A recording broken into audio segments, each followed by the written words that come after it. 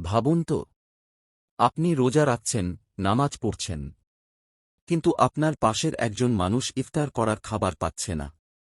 রমজান আমাদের শুধু ক্ষুধা সহ্য করা শেখায় না, এটা আমাদের অন্যের কষ্ট অনুভব করতে শেখায়।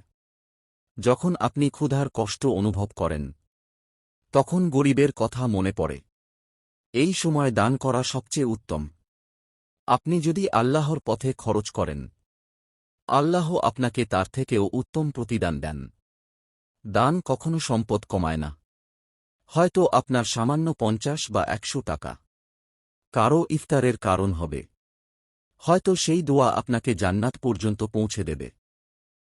রমজান দ্রুত চলে যায়, কিন্তু সওয়াব থেকে যায় চিরদিন। এই রমজানে সুযোগ হারাবেন না। দান করুন, কারণ কাল হয়তো সময় পাবেন না। ভিডিওটি ভালো লাগলে লাইক, শেয়ার এবং সাবস্ক্রাইব করতে ভুলবেন না।